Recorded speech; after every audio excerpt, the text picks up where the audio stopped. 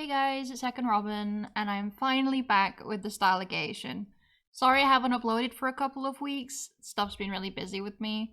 But we will continue the story. Last time we had just got our new, very blobby friend. And we were deciding who we were going to talk to at the end of the day. So, I think I would like to talk to our plant boyfriend, because our plant boyfriend seems very cool. I'm gonna do that. Hello, buddy.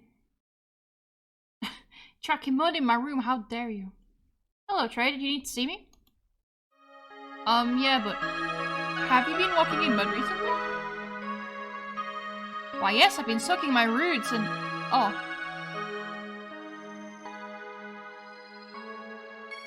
I'm sorry, I forgot that humans prefer artificial flooring to natural soil. I will gather up my mud when I leave. Okay, yeah, thanks. I was hoping we could chat some, since we haven't really had a chance to talk yet, away from the others. Plus I called you into my room since yours isn't safe for me. I can't go in there with the radiation filters down. Because you would probably explode. Yes, humans were not designed to enjoy direct, unfiltered sun rays. I love it up here though, the rays are so pure. I don't have to strain for them like I did on Yolwana. Our atmosphere filters them too much for my taste. Anytime you'd like to visit me in my room, just knock, and I'll let you know when it's safe to enter after I've reactivated the filters. What do you want to talk about? I want to learn more about our plant boyfriend. Curious about your cyberware. That is cyberware, right? A few of your finger vines look like some kind of technological prosthesis? Yes, you're correct. These are cyberware graphs. These are called data tendrils, and they enable me to chemically interact with computer data. I'm sorry, what? Damn, what a flex. Interfacing this way is much faster than anything else in existence. That's really cool. Never seen anything like it before. Did Irwani design these? Are they available for humans too? Yes, we designed them, but no, they're not available for other races. Irwani have biologically unique methods of communicating through our enzymes, and we have adapted that to connect directly with digital technology. The cyberware implant enables electrochemical interface by sensing enzymatic fluctuation, converting those measurements into digital signals. That is a sentence that we just said. Does it hurt having those added on? Yes, it was painful to have my tendrils severed, but it's all done while under anesthetic, of course. It'd be akin to having your fingers removed and replaced. Yeah, that gives me the chills just thinking about it.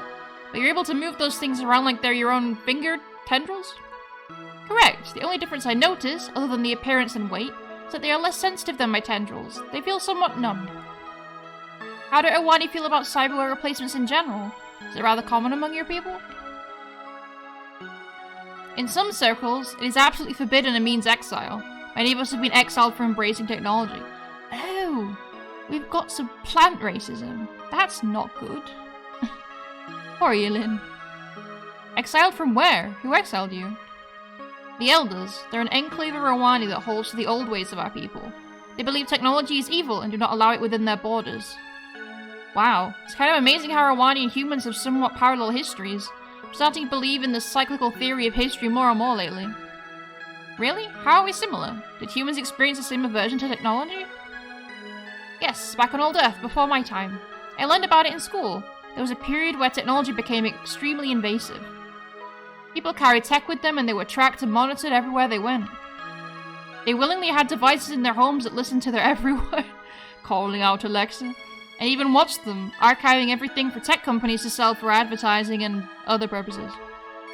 People were even being fed information that the media, various governments, and tech giants wanted them to believe. It was social engineering through technology. That sounds horrifying, almost like a science fiction story. Right? That sounds crazy. That would never happen. Anyway, so what happened?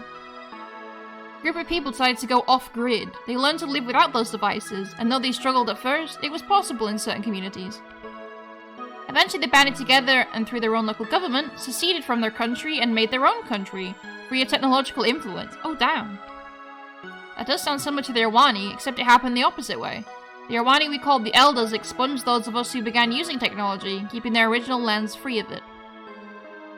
So what happened to the off-grid humans? Were they able to continue with a technology-free life? Unfortunately, no. Everyone on the outside resented and distrusted the Separatists and felt they were a threat because they weren't in agreement with their worldview. That would never happen. Come on now. They sent in spies, infiltrating the Separatist government and eventually subtly swayed opinion over time. Even though some tried to raise the alarm that it was happening, people were already in place to cover it up and call the alarmists conspiracy theorists. Just like before, things slowly shifted until everything was compromised and the culture they wanted was eventually replaced. That's awful. They should have had the freedom to choose how they wanted to live. We Irwani are very different. We respect the elders and their choice to live technology-free. Plus, we use our advanced technology to protect them. Really? Protect them from what? From the Ommels. The Ommels have advanced technology, and the elders cannot fight them off, so we do that for them. But isn't that kind of sad and ironic? The elders exiled you and yet you still protect them, with the very thing they exiled you for, technology. Yes, it is sad, but we must carry that burden, for they are our responsibility now. And they're still our people. We can respect that they have different views in life, even if we disagree. Based? Elin? Why are you so cool? Can you stop being so cool? Like, what? Bruh, be my best friend.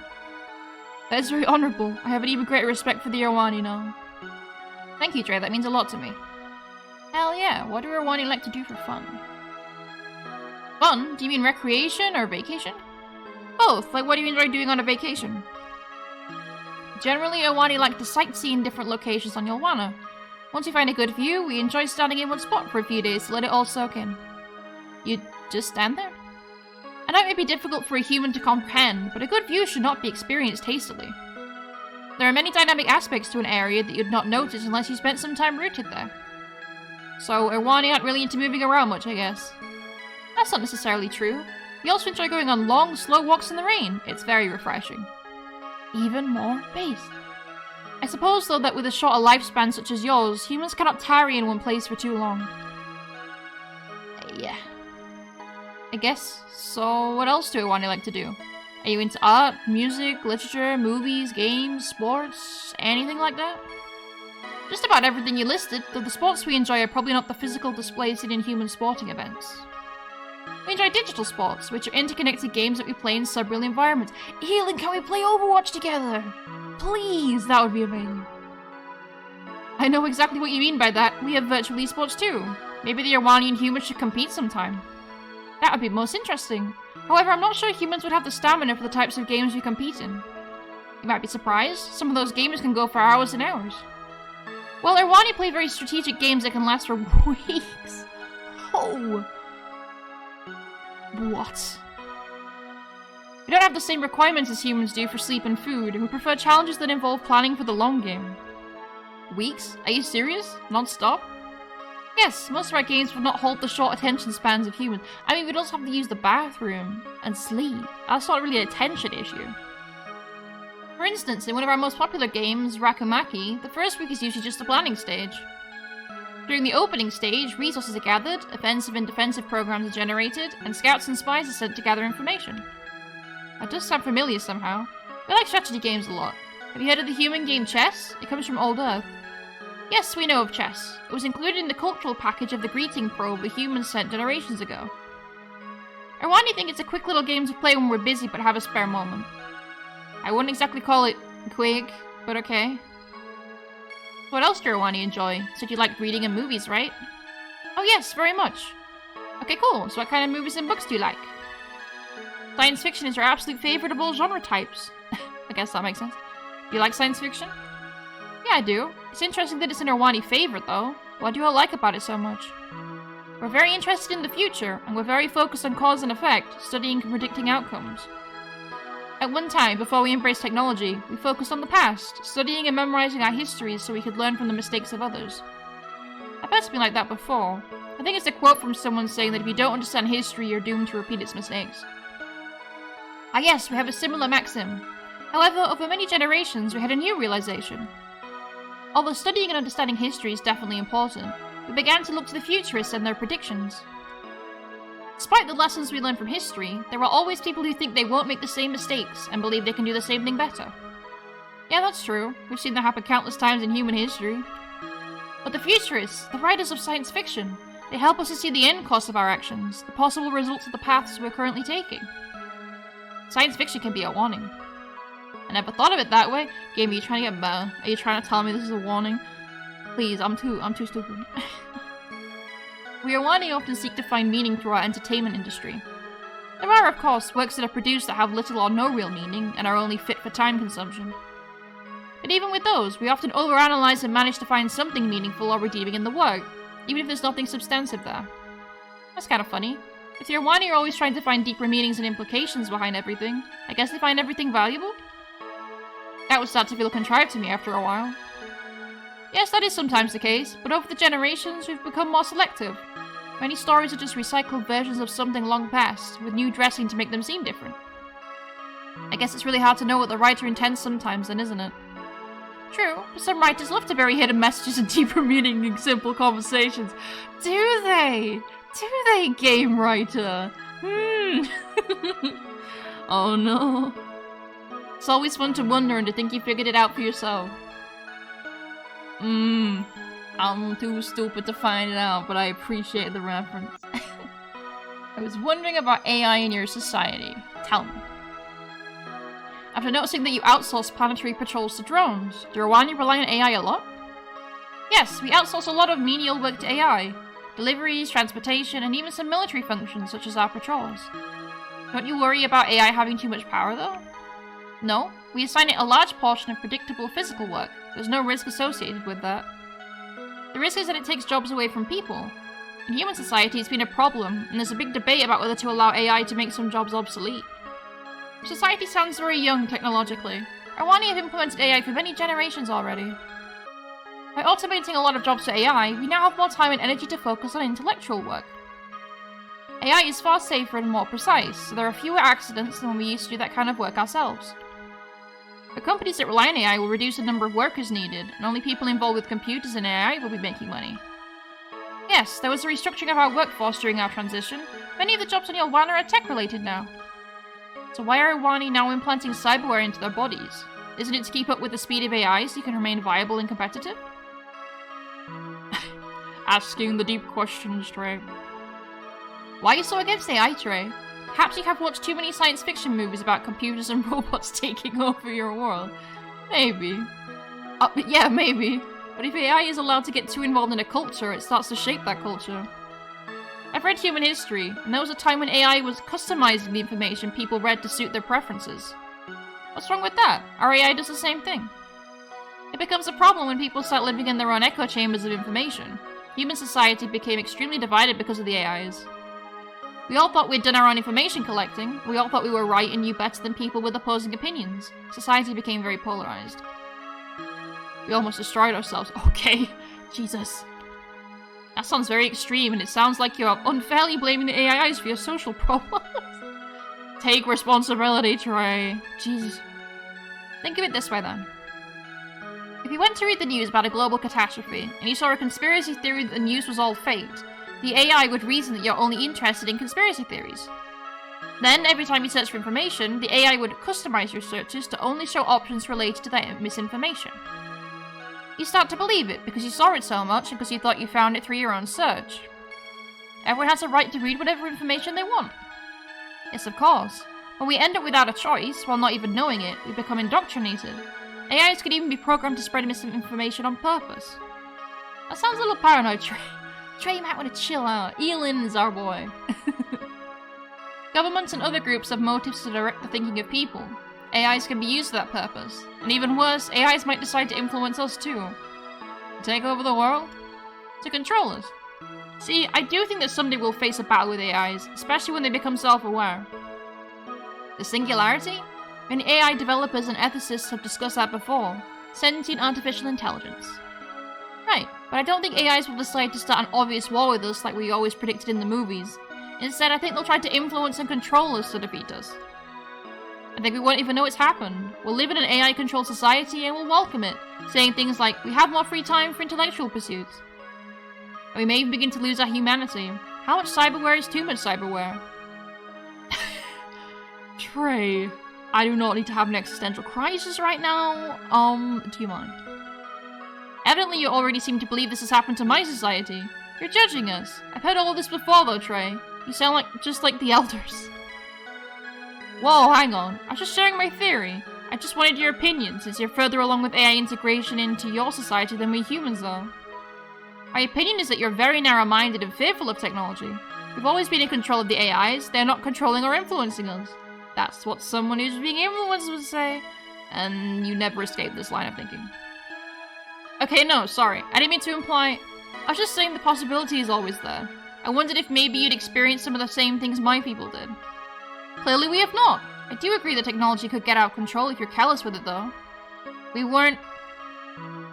Anyway, Yelin, maybe we should change the topic. I didn't mean to upset you. I'm not upset, but yeah, let's discuss something else. Thanks for the chat. Let's let everyone cool off for now. It's good talking with you, Yelin. Thanks for the chat. Yes, it was a very productive discussion. Thank you too, Trey. Take your dirt with you. Thank you. Like having a dog that sheds everywhere, but it's our plant boy. Oh, I can talk with someone else. Is this just the get to know everybody episode? This is the get to know everybody episode, isn't it? I think I'm just gonna continue. So I continue the story. We'll chill out. Everyone will be around later. Let's go to sleep.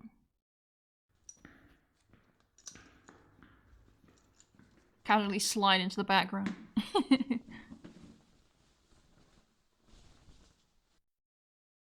No.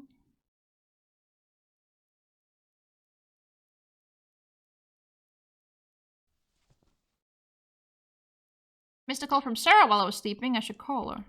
Hello, Sarah.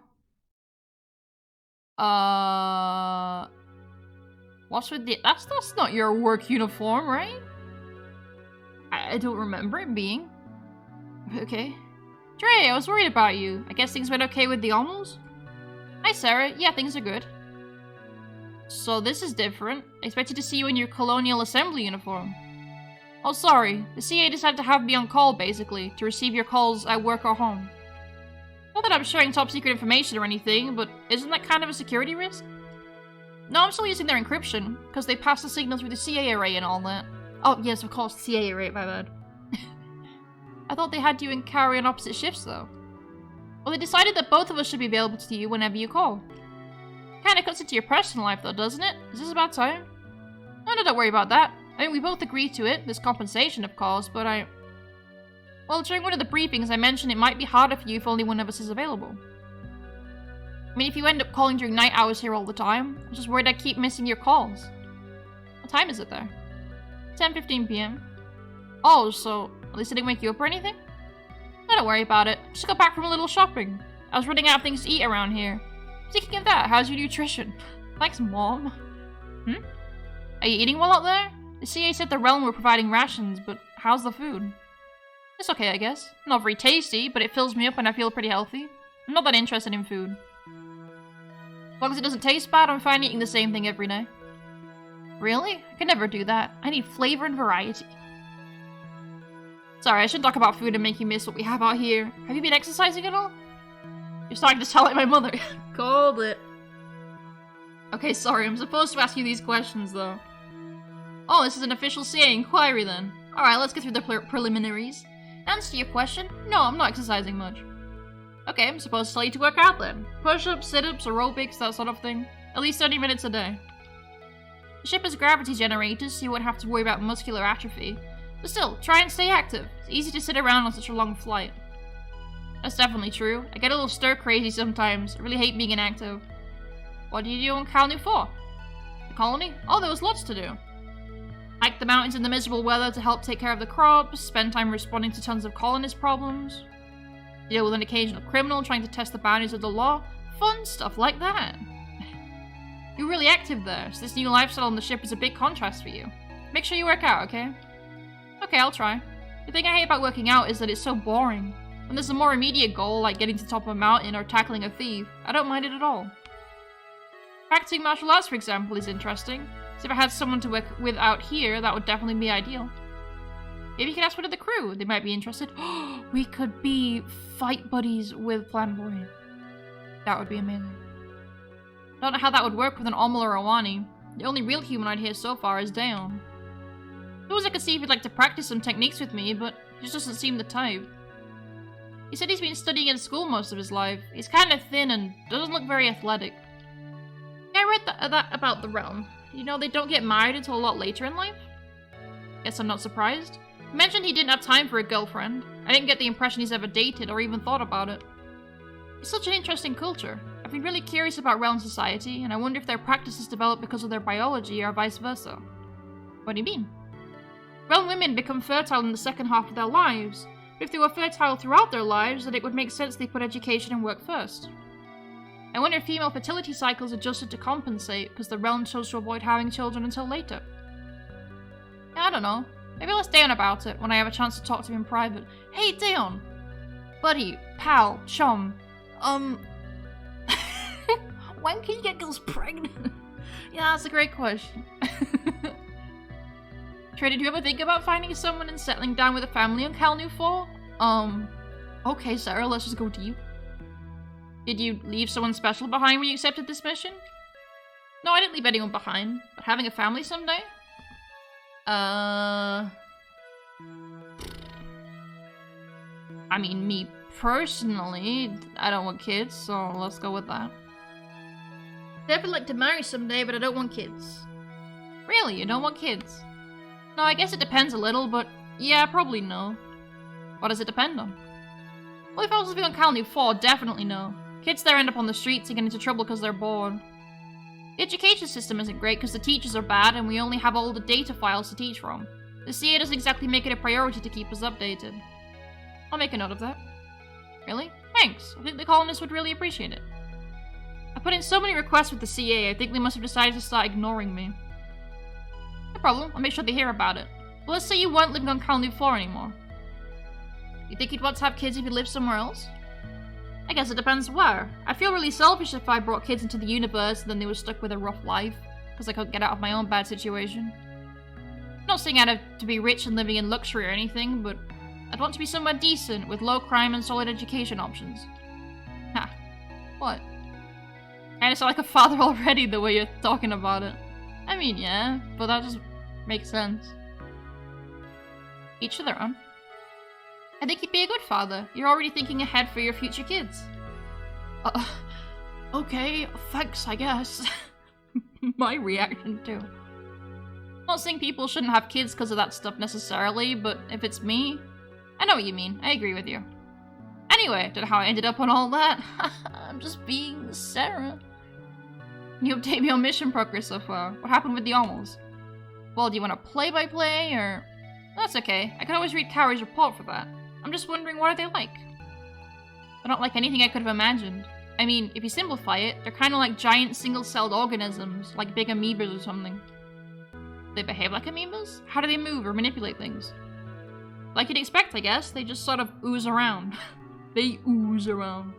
Biologist Trey. They kind of flow like living puddles of liquid. And they can basically sprout arms from anywhere. Pseudopods. How do they see, talk, and eat? Well, I never asked how they see things. I'll ask Owasu about it later. Is that the name of the Omal representative that's joined your group? Yes, Owasu. I think that's how I decided to pronounce it last time. It's kind of the child of one of the leaders, Orslo. He broke off from him into a smaller Omal, but apparently he brought most of Orslo's memories with him. That's so amazing. So except for his size, he's already like a mature Omal? Mature? I guess he's mature in an intellectual sense, but I wouldn't say he acts very mature. He speaks Universal fluently and... Oh right, this part might be really interesting to you. What? Omals speak using their minds. It's kind of like they send their brainwaves to whoever they want to hear them. He can speak selectively, though he made a rule that he has to include everyone when we're all around. I was wondering how they communicated. So they don't use sound to speak? I guess that makes sense, and it's pretty efficient. I guess so, but we're all kind of worried he can read our minds too. Why, based on how he speaks? Yeah, I mean, he's bouncing brainwaves around, and if Almos are used to receiving brainwaves so that Almos are speaking, wouldn't it make sense that they could catch our thoughts out of the air? I doubt it. The signals from the speech center of the brain are different than the rest of your thoughts. It's probably no different than the BCI we use in our computers. BCI? Brain-computer interface. You know, like when you enter messages into your micro-personal computer. It's similar to how an... It's a what? Electroencephalogram. That is a mouthful. Picks up brainwaves and converts your intended speech to text. But they almost seem really advanced, so what's stopping them from reading minds too and picking up other signals? I guess we can't be certain. What did Owasu say about it? Well, he denies they can read minds, of course, but I'd lie about it too if I could read minds. Especially if I knew the person asking me about it was really scared of it being possible. That's true. It's fascinating though. Does it feel weird to have a voice in your head? Honestly, I didn't know I wasn't hearing it with my own ears. It's just like hearing a normal voice, I guess. Do the voices sound different? Or do they all have the same timbre to them? No, they sound pretty human, actually, with different pitch levels and inflections like we have. I wonder if that's because they learned to speak universal from the probes. There were all kinds of files in those with different people speaking, male and female. Now that you mention it, I remember those files from back in school. You know, one of the Omo leaders I met. I think his name was Unarop? I'm not sure, but he sounded kind of like the main narrator on the Universal project. Oh, that's hilarious. Do you think they modeled their voices after the different voice actors? Maybe. Wow, now I want to go listen to other Omos speak to find out. That's too funny. I guess it's a good thing we didn't use a voice actor like Howdy Kraslin or something. That would be annoying. I don't know who that is. I'm sorry, game developer. Wouldn't it? So what do Omos eat? And how do they eat? Like an amoeba? Owasu ate a bunch of ration bars I gave him. I guess they can eat anything we can? And yeah, kind of like an amoeba, I guess. He just sort of pulls it into his body, kind of forming a bubble around it, and then it just dissolves. Right, just like an amoeba. The bubbles they form around the food are vacuoles, and they fill them with hydrolyzing? Oh, the suicide speak, how? But enzymes are just the food, and the bubble is gone. Yes. What type of food do they prefer to eat in their natural environment? Well, I did get to talk with the Owasu some in private, and he said they normally eat bacteria and dead plant matter. That's apparently why they keep going to the Irwani planet. They harvest the sick, dying, and dead plants for food. Saprophytes! They're like little alien vultures. That's so interesting. Vultures? I kind of remember reading about those in school. Weren't those the birds on old Earth that ate dead things? Exactly. They were crucial to the natural world because they cleaned up dead carcasses before rot set in. That helped avoid the spread of disease. So they almost are kind of doing the same thing then, do you think? Yes, exactly. What if the Irwani realize this? They're very intelligent, how could they not? But from my conversation with Owasu, the Irwani seem to revere all life, and it sounds like they take it personally somehow that the Omos are doing all that. Maybe the Irwani see it as some kind of desecration? I'm sure there's already something in the ecosystem on Yolwana that serves the same purpose. I bet there is, but maybe that's why the Irwani aren't really realizing what the Omol are doing. That's quite possible, especially since the Omals are sentient. The Irwani probably think their actions have some malicious intent instead of it just being their natural biological calling. Oh, Sarah, did we potentially solve the problem between two alien races? Yes, we have fixed the universe. Good job, us. I doubt it's that simple, but it's definitely worth communicating. See if you can talk to Elin about it. Talking about my plant friend, obviously I'm gonna do that. Even if he understands, though, he's grown up in a culture that hates the Omals. It's going to take a long time and probably several generations before that can be totally unlearned. I'm so jealous, Trey. You're out there having first-hand experience with all these aliens. It's so cool. Why are we still calling them aliens just because they're not humans? Like, surely that's just some form of space racism. Spacism. I don't know. I guess it is kind of cool, but I'm worried our little family here is a bit dysfunctional, with Elin and Owasu bickering so much. Hopefully I can get them on the same team, so to speak. I'm planning to give Owasu a role on the bridge so we can all learn to work together and get along. Because we're gonna need it soon. Oh right, the Chrysanthi are next. Yeah. It'll be fine. But the ship is supposedly pretty tough. Dayon thinks we'll be able to hold our own if we see combat. I think he's just saying that though. If we're seriously outnumbered, it doesn't matter how strong this ship is. You're worrying me more now than you did with the Omals. Don't do this to me, Trey. How is this about you? I am sorry. Not trying to worry you. Just in captain mode or something. Trying to analyze all the outcomes so I can be prepared for anything. I know, I forget your military background sometimes. I know you have to be realistic. It's just hard to hear it. Wish I could do something to help make this all work out easier for you. You're already helping just by being there and talking with me about it. Like a good human colleague. Friends? Are we friends? I guess we're friends. You kind of bring me out of things and remind me there's more in life than just this. Really? How? Well, out here for weeks already, but I have lost the ability to speak, apparently. And it's easy to get tunnel vision, you know? Like, this is my life, and that's all there is to it. Talking with you reminds me that when this is all over, I can start over, basically. I'm glad I'm helping, then. Kind of a reality check, huh? More like a reality check. Oh. Puns. Sorry. Don't leave. No. Yeah, but more than that. Thanks, Sarah. You're very welcome. So I guess I'll call you when we have our Chrysethi representative on board, okay? Or we die horribly. Okay, be safe, alright? I'll be thinking about you. Talk to you soon. Bye! Have fun with your groceries. It's interesting what Sarah said about Almost and Arwani. Wonder if I should try to talk with Elin again in private and mention that. Or should I head back to the bridge? Maybe it's a bad idea to meddle in foreign affairs. It could hurt my relationship with Elin if I come across the wrong way. Oh, I don't know. Oh no, I don't know. I have no idea. Oh god. I have no idea. I don't want to make the decision. Can you make the decision? Please? If you got this far, can you like leave a comment with what I should do? Because I don't know what I should do. I'm scared to mess it all up and explode in space. I'm gonna leave this here. There was a lot of like information we got. I know we haven't like got a new crew member yet, but we're bonding. We're all bonding, which is exactly what we want. Which is why I don't want to mess the decision up. So if you enjoyed the video, please leave a comment saying which one I should do, and then I can blame you, and I'll feel better. But yeah, that'll be it from me. Thank you so much for watching. Feel free to subscribe and follow me on Twitch if you like listening to my voice for some reason, or want to see indie game stuff. And I'll hopefully see you in the next video. So, bye-bye.